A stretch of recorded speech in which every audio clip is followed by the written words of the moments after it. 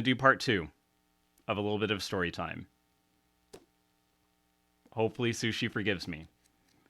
But we're gonna do it. We're doing it. So last we left off about 5 minutes ago. Basically, Flan had fallen, but the Valjevo dynasty came in to restore Flan, the city that we are kind of helping out right now, to bring it back to a little bit of its former glory and stuff. So, what happened after they started doing that? And after they locked away a very angry and upset beholder that I'm sure we're not going to see this game. I'm sure. The Dalesmen spread up the Stojano River. They diverted the river's flow and turned the rocky terrain into a rich landscape of fields and orchards. The reach of the farmlands extended from Lake Kuto to the city of Flan at the mouth of the river. Some say the land was so rich because of the proximity of the enchanted quivering forest. Others ascribe the bounty to the wizardries of Ramon. Still others credit the series of dikes and levees that the farmers, aided by magical spells, used to harness the river itself. Whatever the cause, the healthy harvests of the Stojano River Valley provided Flan with a solid trading base. For the next 200 years, Flan was the center of trade around the Moonsea once more. Its grains, fruits, and tubers filled vaults from Molemaster to Zentil Keep. It appeared that civilization, after a bit of a rocky start, had finally made a major foothold in the lands north of the Moonsea. That was not to be the case, however. As the forces of good and evil ebb and flow, like the shores of the Moonsea itself.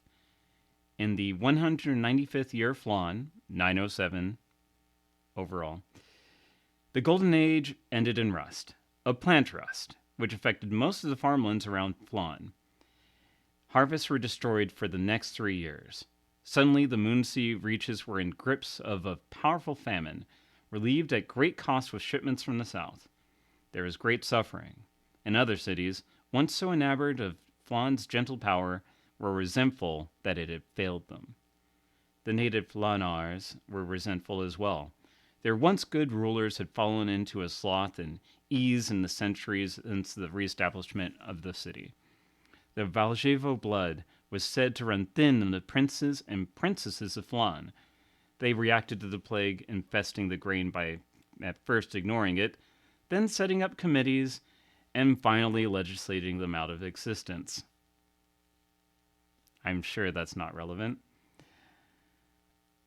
Only when the magnitude of the problem became clear did they act, and even then they failed their people, overreacting to the point of placing a ban on all shipments out of the city, seeking to keep what supplies were left for their own population. The other cities, already angry with Flan for its rising prices in the face of the plague, rebelled against this new measure. Fleets from Millmaster and Hillsfar began to raid cargoes destined for the city. Smugglers operated out of the Twilight March in Stormy Bay despite official attempts to enforce a ban on the shipments. A large land force, equipped with siege machinery, set out from Zentil Keep towards Flan. The force encamped at Stormy Bay while the ruling heads of Flan negotiated to spare the city. In the end, the Keeper force was turned back through a massive payment to their leaders. These leaders were the first appearance in Flan record of the Zentarum, which would increase in power over the next 300 years. And that's where we'll end this second part of the story. All right, so there's a game, and I'm going to play it. And let's get it started. Boop, bop. And we're going to start with a little bit of music once I get this started. Yep.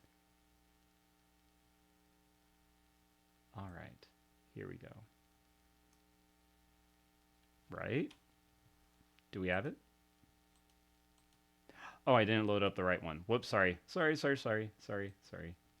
One more time without the oops, I promise. Do.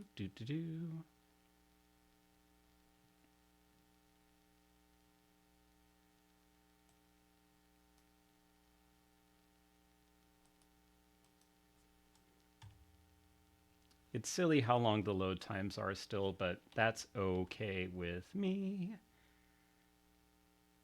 right. Doop. All right, there we go. With some nice music, I hope that's coming through okay. All right, and I'm gonna just do this real quick. All right. So I do need to find a. Whoops! I didn't realize it's nighttime. Oh, let's introduce our cast of heroes.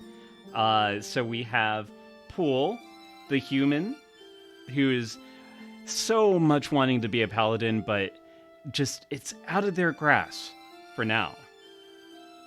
Next, we have Presto, the mysterious wanderer from the Outlands. Also a fighter, but seems at home in the wilds, more so in the city.